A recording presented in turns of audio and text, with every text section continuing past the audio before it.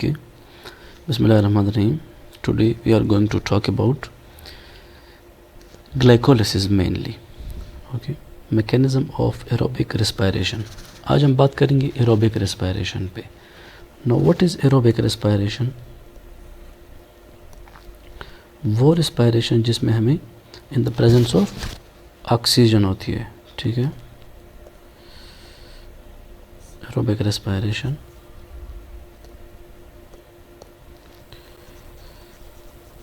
in the presence of oxygen. Okay हम पढ़ रहे हैं रिस्पायरेशन में हमारा आज का जो टॉपिक है वो है glycolysis. Respiration, what is respiration? Breakdown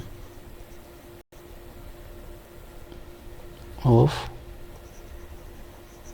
large food molecules and release of energy. ठीक है, इसको हम respiration कहते हैं. अब बहुत सारे लोग कंफ्यूज होते हैं कि breakdown of large molecule and release of energy तो डाइजेशन भी है, ठीक है ना.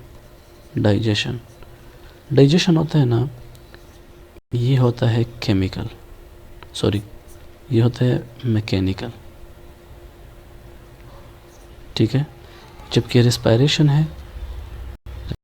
होता है व्हाट? केमिकल.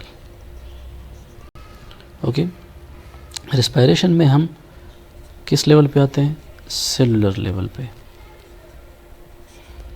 मतलब इसमें होते हैं केमिकल रिएक्शन हो कि एनर्जी बनती है. डाइजेशन में जो हम फूड मॉलिक्यूल खाते हैं उसको हम मैकेनिकली या फिज़िकली उनको हम बहुत सारे पार्ट्स में डिवाइड करते हैं, स्मॉलर पार्ट्स में डिवाइड करते हैं ताकि वो बॉडी में एब्जॉर्ब हो जाए. जिस तरह फॉर एग्जांपल हम कहते हैं कि हमें फूड मॉलिक्यूल से एनर्जी मिलती है, तो वो एनर्जी कैसे मिलती है, उसका मैकेनिज़्म क्या है ऑन सेलुलर लेवल, ठीक है ना. अब हम गोश्त खाते हैं, गोश्त हमें एनर्जी मिलती है. अब गोश्त में ऐसा क्या होता है, उससे एनर्जी निकालता कैसा है हमारा बदन या हमारी बॉडी, ठीक है, उसके बारे में हम पढ़ेंगे. Okay. Aerobic respiration is a catabolic process, ठीक है. एक होता है कैटाबॉलिक, एक होता है एनाबॉलिक, ठीक है, जिसमें ब्रेक डाउन होती है, ठीक है, which involves complete oxidative breakdown of organic food, especially glucose, into carbon dioxide and water, with the release of great deal of energy in the form of ATPs. ठीक है. What is oxidative breakdown? What is oxidation? And what is reduction? Oxidation is या reduction is the gain and the loss of the electron, ठीक है. Reduction जो है ये है gain of electron, oxidation जो है ये है लॉस ऑफ इलेक्ट्रॉन. अब स्टूडेंट्स के जहन में एक सवाल पैदा होगा कि रिडक्शन जो हम इंग्लिश में बोलते हैं रिडक्शन, इसका तो मतलब है रिड्यूस्ड, ठीक है, कम होना.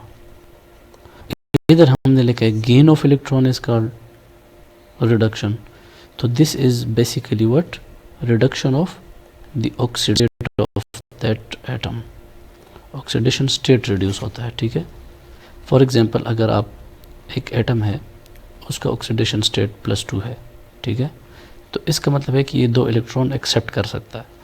तो ये जब 2 इलेक्ट्रॉन लेगा, ठीक है, 2 इलेक्ट्रॉन लेगा, तो इसकी ऑक्सीडेशन स्टेट कितनी हो जाएगी? 0. तो ऑक्सीडेशन स्टेट क्या हो गई? Reduced. That's why gain of electron is known as reduction. Okay. अच्छा, क्या होता है कि ऑक्सीडेटिव ब्रेकडाउन होती है, मतलब इलेक्ट्रॉन लूज होता है और उसकी ब्रेकडाउन हो रही होती है ऑर्गेनिक फूड मॉलिक्यूल की, जो कि यूजुअली ग्लूकोज होता है, ठीक है. ग्लूकोज हमारे पास एक फूड मॉलिक्यूल है C6H12O6. ये इसकी ब्रेकडाउन होती है किस चीज़ में? Carbon dioxide and water and the release of energy H2O plus CO2 plus ATP। ये ATP जो है ये बॉडी यूज़ करती है। इस CO2 का क्या होता है, ये बाहर निकलता है बॉडी से, ठीक है, out of the body, and H2O जो है ये used by the body for different purposes. Okay, it is predominant respiratory pathway in most of the organisms.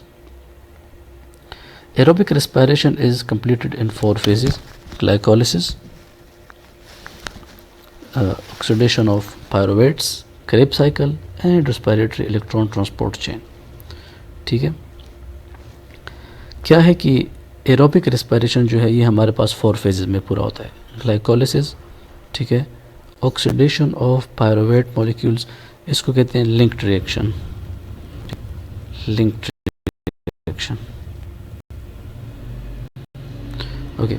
उसके बाद होता है क्रेब्स साइकिल, और क्रेब्स साइकिल के बाद होता है रेस्पिरेटरी इलेक्ट्रॉन ट्रांसपोर्ट चेन। अब हम बात करेंगे ग्लाइकोलिसिस पे।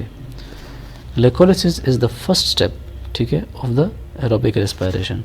और ये कहाँ पे होता है ग्लाइकोलिसिस, ये होता है में, ठीक है।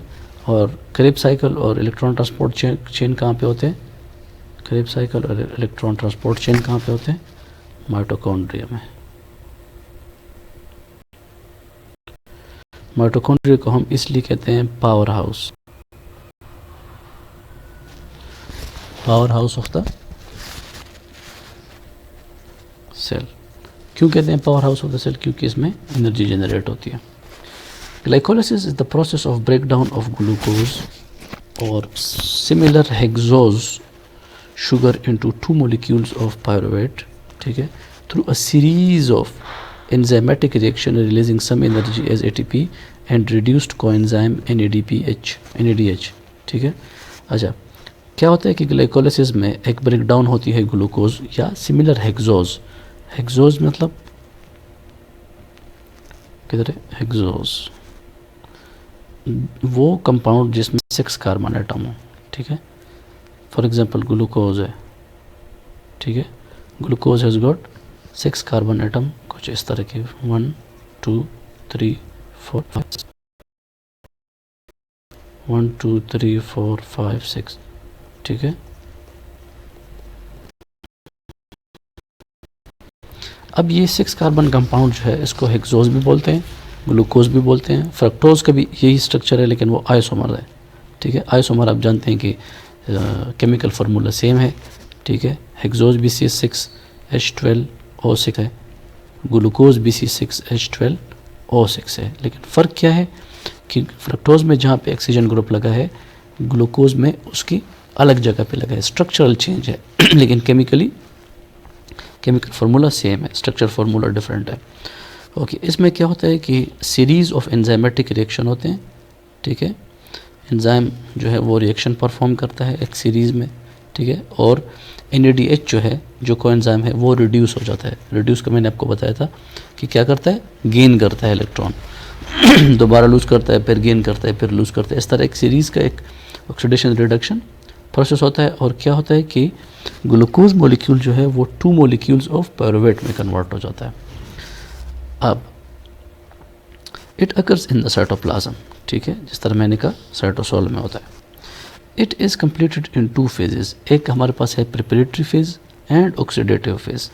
ऑक्सीडेटिव फेज को पे ऑफ फेज भी बोलते हैं, और एक होता है प्रिपरेटरी फेज जो प्रिपेयर करता है पे ऑफ के लिए। पे ऑफ मतलब जिसमें हमें कुछ हासिल होता है, ओके।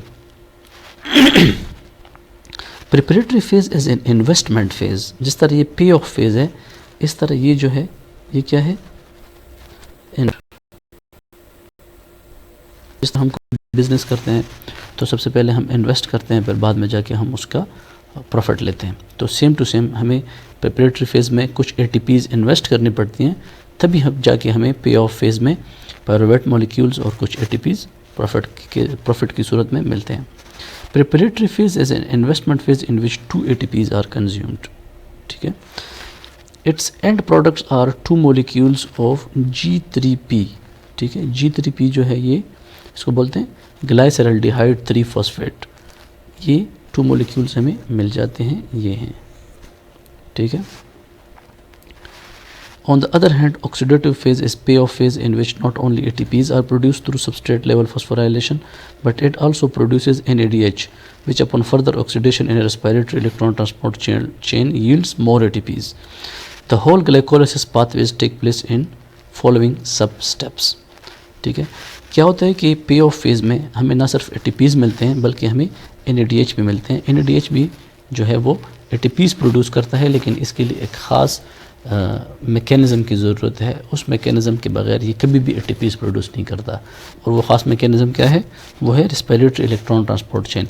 जैसे ही NADH इलेक्ट्रॉन ट्रांसपोर्ट चेन में एंटर करता है तो ये क्या यील्ड करता है, हमें यील्ड क्या देता है, ATPs की सूरत में देता है। अगर हम NAD को बहुत भी किसी प्रोसेस में वो प्रोसेस करें, किसी प्रोसेस में प्रोसेस करें, तो वही कभी भी ATP यील्ड नहीं करेगा अनलेस एंड अनटिल कि हम इसको इलेक्ट्रॉन ट्रांसपोर्ट चेन में एंटर ना कर लें, ठीक है। अब आगे है स्टेप बाय स्टेप। पहला है phosphorylation. When glucose reacts with ATP, a phosphate group from ATP is transferred to glucose. In this way the glucose is phosphorylated to glucose 6-phosphate, ठीक है। इसमें आप देख सकते हैं इस प्रोसेस में सबसे पहले ग्लूकोज जो होता है वो ATP के साथ रिएक्ट करता है, ठीक है। ATP क्या चीज़ है, ATP एडिनोसिन ट्राइफॉस्फेट, ठीक है। 3-फॉस्फेट ग्रुप्स हैं। इन 3-फॉस्फेट में से एक कौन ले लेता है, ग्लूकोज, और कन्वर्ट हो जाता है ग्लूकोज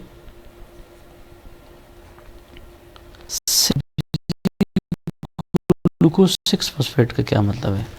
केमिस्ट्री में आपने पढ़ा होगा कि ग्लूकोज 6-फॉस्फेट का मतलब ये है कि ग्लूकोज नंबर 6 पे फॉस्फेट ग्रुप लगा है।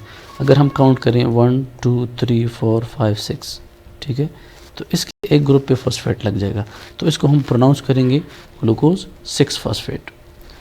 अब ग्लूकोज 6-फॉस्फेट जो है, ठीक है, ग्लूकोज 6-फॉस्फेट चेंज हो गया फ्रक्टोज 6-फॉस्फेट में। इसको किसने ये चीज़ किया, आइसोमेरिज्म ने, ठीक है। ये आइसोमेरिज्म इसको बोलते हैं, जिस तरह मैंने पहले समझाया, having same chemical formula but different structure formula.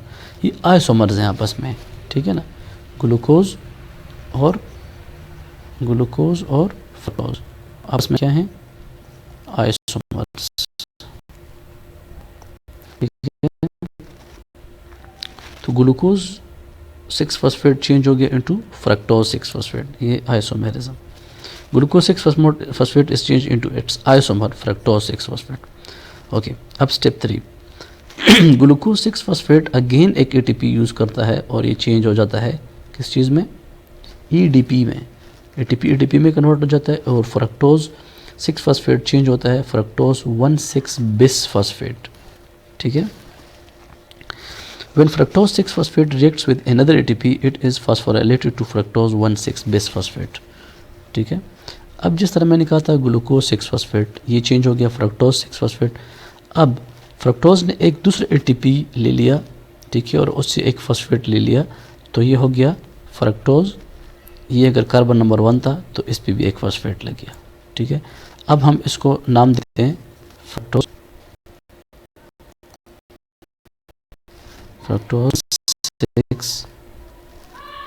6-बिसफॉस्फेट कि फ्रक्टोज की कार्बन नंबर 1 और कार्बन नंबर 6 पे फॉस्फेट ग्रुप्स लगे हैं, ठीक है। अब स्प्लिटिंग, स्टेप नंबर 4 स्प्लिटिंग क्या चीज़ है। Now fructose 1,6-bisphosphate splits up to form one molecule each of 3 carbon compound glyceraldehyde 3-phosphate जिसको बोलते हैं एंड डाईहाइड्रोक्सी एसीटोन 3-phosphate। अब ये 6 कार्बन कंपाउंड जो है ये कन्वर्ट हो गया 3 कंपाउंड में, ठीक है। दोनों चूंकि ओवरऑल जो इनका पेरेंट स्ट्रक्चर है वो 6 कार्बन है, तो दोनों जो नीचे स्ट्रक्चर्स बने हैं वो 3 कार्बन के। एक है ग्लाइसरल्डिहाइड 3-phosphate, एक है डाईहाइड्रोक्सी एसीटोन फॉस्फेट, ठीक है। दोनों 3 कार्बन कंपाउंड है। अब यहाँ पे हमारा इन्वेस्टमेंट फेज़ जो है वो ख़त्म हो गया। क्या क्या हमने इन्वेस्ट किया, हमने इन्वेस्ट किए इन्वेस्ट 2 ADPs। ठीक है, अब हम जब प्रिपरेटरी पे ऑफ फेज में जाएंगे, ठीक है, तो उसमें हमें पता चलेगा कि हमें कितना गेन करना है इन्वेस्टमेंट के बाद। Okay, isomerism, the dihydroxy acetone 3-phosphate is ultimately changed into its isomer, the glyceraldehyde 3-phosphate G3P. In this way, the preparatory phase is completed. Next phase of glycolysis is proceeded by 2 molecules of G3P या glyceraldehyde 3-phosphate. Therefore, the remaining reactions occurs twice. ठीक है, अब चूंकि हमें पता है कि glyceraldehyde 3-phosphate और डाइहाइड्रोक्सी एसीटोन फॉस्फेट ये दोनों आइसोमर्स हैं आपस में। ठीक है ना, तो ये डाइहाइड्रोक्सी एसीटोन फॉस्फेट जो है ये दोबारा आइसोमेरिज्म के थ्रू ग्लाइसरल्डिहाइड 3-फॉस्फेट में कन्वर्ट हो जाता है।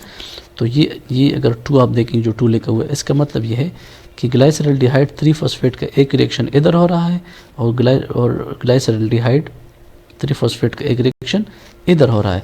ये 2 रिएक्शंस हो रहे हैं, एक रिएक्शन भी एक पायरुवेट मॉलिक्यूल देगा, दूसरा रिएक्शन भी एक पायरुवेट मॉलिक्यूल देगा। तो ओवरऑल ग्लाइकोलिसिस से 2 पायरुवेट मॉलिक्यूल हमें मिलेंगे। चूँकि ये रिएक्शन एक ही लिखा हुआ है लेकिन ये 2 बार परफॉर्म हो रहा है। ओके, पे ऑफ फेज का सबसे पहला जो स्टेप है ये है डिहाइड्रोजनेशन एंड फॉस्फोराइलेशन। ठीक है, step number 6, NADH and accepts inorganic phosphate to form 1,3-bis phosphoglycerate। ठीक है, ग्लाइसरल्डिहाइड 3-फॉस्फेट जो है वो फॉस्फेट लेता है। ठीक है, किससे? NADH जो है वो एक्सेप्ट करता है इनऑर्गेनिक फॉस्फेट। ठीक है, और कन्वर्ट हो जाता है NADH, मतलब कि रिड्यूस्ड हो जाता है।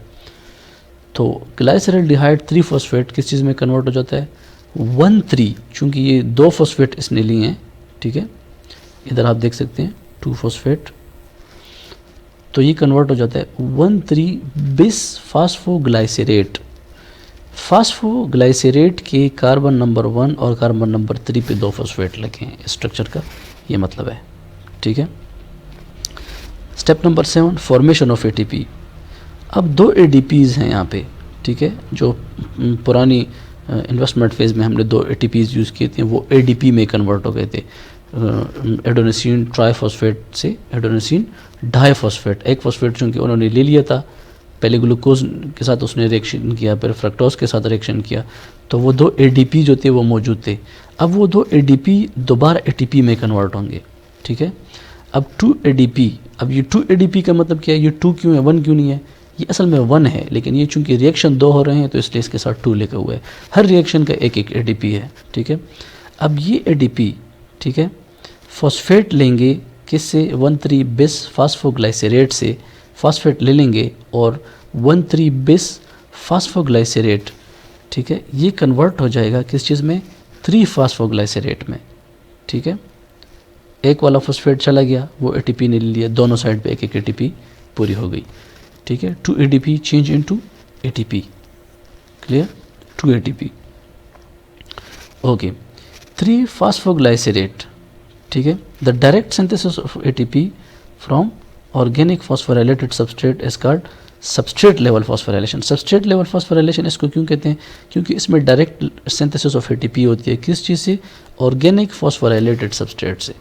ठीक है, in this step molecule of ATP is formed from 1,3-bis phosphoglycerate which is changed into 3-phosphoglycerate। अब 3-phosphoglycerate में दोबारा होती है आइसोमेरिज्म। ठीक है, पॉइंट नंबर 8 में अगर हम देखें, in this step position of phosphate group is changed। ठीक है, position of phosphate group is changed from carbon number 3 to carbon number 2 of the phosphoglycerate to form 2-phosphoglycerate। ठीक है, 3-phosphoglycerate से 2-phosphoglycerate का क्या मतलब है कि जो फॉस्फेट ग्रुप है वो कार्बन नंबर 3 से कार्बन नंबर 2 पे आ गया है। ठीक है, 2-फास्फोग्लाइसरेट। अब इससे क्या हो जाता है? आगे डिहाइड्रेशन होती है। Dehydration means removal of O2, removal of H2O। In this stage 2-phosphoglycerate undergoes dehydration and is converted into phosphoenol pyruvate PEP। ठीक है, फास्फोइनोल पायरुवेट जो है ये चेंज हो जाता है पायरुवेट में और इसमें आ जाती है formation of ATP. Again, a molecule of ATP is produced by substrate level phosphorylation when phosphoenol pyruvate loses the phosphate group. ठीक है, अब है ना फॉस्फोइनोल पायरुवेट, अब ये पायरुवेट रह जाता है, फॉस्फोइनोल जो फॉस्फेट ग्रुप है वो रिमूव हो जाता है, which is taken up by the ADP. एक ADP तो ATP में कन्वर्ट हो गई थी, एक ADP रह गई थी, वो ADP भी ATP में कन्वर्ट हो गई है in the presence of enzyme known as pyruvate kinase. The phosphoenol pyruvate is finally converted into pyruvate molecules. ये दो इसलिए हैं कि दो रिएक्शन हो रहे हैं. ठीक है, अब ओके, ऑक्सीडेशन ऑफ पायरुवेट बाद में डिस्कस करेंगे. अब अगर इसमें हम देखें, ठीक है, 2 ATP जो हमने इन्वेस्ट किया था, इन्वेस्टमेंट, ठीक है, 2 ATP, प्रॉफिट कितना,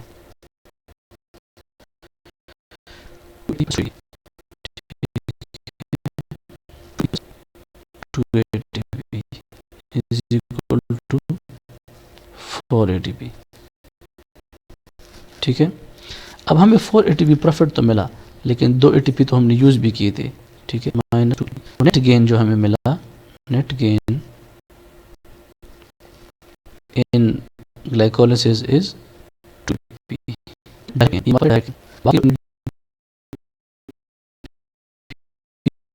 वगैरह मिले हैं, उसमें से जो ATPs निकलेंगे वो कहाँ पे निकलेंगे, रेस्पिरेटरी इलेक्ट्रॉन ट्रांसपोर्ट चेन में. Pyruvates are produced in cytosol because pyruvate is a charged molecule. It must enter the mitochondrion via the active transport with the help of transport protein. On entering the mitochondria, pyruvates do not directly participate in Krebs cycle, but they undergo intermediate phase reaction called oxidation of the pyruvate or linked reaction. जिस तरह मैंने आपको पहले कहा था यहाँ पे कि इसको हम linked reaction भी कहते हैं. ठीक है, जैसे ही पायरुवेट मॉलिक्यूल्स साइटोसोल से निकलते हैं तो ये फर्दर जो 2 स्टेप्स हैं वो करने के लिए जाते हैं माइटोकॉन्ड्रिया में. लेकिन जो पायरुवेट्स हैं ये डायरेक्टली माइटोकॉन्ड्रिया में क्रेब्स साइकिल में एंटर नहीं हो सकते, उससे पहले इनकी होगी ऑक्सीडेशन. ठीक है, इस ऑक्सीडेशन के बगैर ये नहीं जा सकते. ये ऑक्सीडेशन जो होगी इसको लिंक्ड रिएक्शन भी कहते हैं. ठीक है, it links the pathway of the aerobic respiration that occurs outside the mitochondria with that occurs the inside of the mitochondria.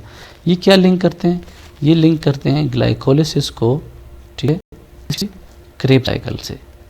कैसे लिंक करते हैं, ये जो होता है ये होता है साइटोप्लाज्म में. ठीक है, और ये है माइटोकॉन्ड्रिया. तो इसको पहले काबिल बनाते हैं कि माइटोकॉन्ड्रिया में एंटर हो सके. The oxidation of pyruvate take place in 3 stages. First, it undergoes decarboxylation in which the molecule of CO2 is removed. ठीक है, पहले CO2 रिमूव हो जाता है from the pyruvate to form acetaldehyde. ठीक है, इससे क्या बन जाता है, acetaldehyde. Then NAD plus removes hydrogen from acetaldehyde as a result of the oxidation. Dehydrogenation to a 2-carbon fragment acetyl and NADH are produced. Finally, acetyl group is combined with the coenzyme A to form acetyl coenzyme. क्या होता है कि पहले carbon dioxide remove होता है pyruvate से. ठीक है, फिर क्या होता है कि NAD removes hydrogen from acetaldehyde. इसी एसिटल्डिहाइड से NAD आके एक हाइड्रोजन रिमूव कर लेता है as a result of the oxidation. इसको ऑक्सीडेशन बोलते हैं, लॉस, सॉरी, इसको ऑक्सीडेशन बोलते हैं, लॉस ऑफ इलेक्ट्रॉन या dehydrogenation, removal of hydrogen. A 2-carbon fragment acetyl and NADH are produced. ठीक है, इसमें क्या बनता है, 2-carbon कंपाउंड बनता है, उसको बोलते हैं एसिटाइल ग्रुप. एसिटाइल ग्रुप, ठीक है, ये एसिटाइल ग्रुप किस चीज़ से बना, ये एसिटाइल ग्रुप बना पायरुवेट मॉलिक्यूल से. ठीक है, अब ये जो एसिटाइल ग्रुप है ये कंबाइन हो जाएगा, कंबाइंड विद कोएंजाइम ए, और क्या बन जाएगा, एसिटाइल कोएंजाइम ए. अब ये एसिटाइल कोएंजाइम ए जो है ये एंटर होगा इन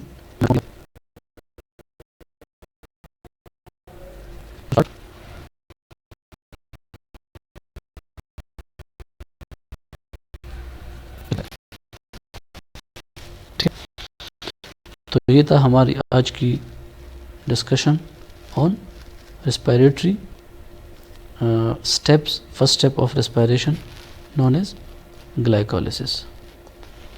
Thank you very much for your kind attention. Kindly do this. Thank you.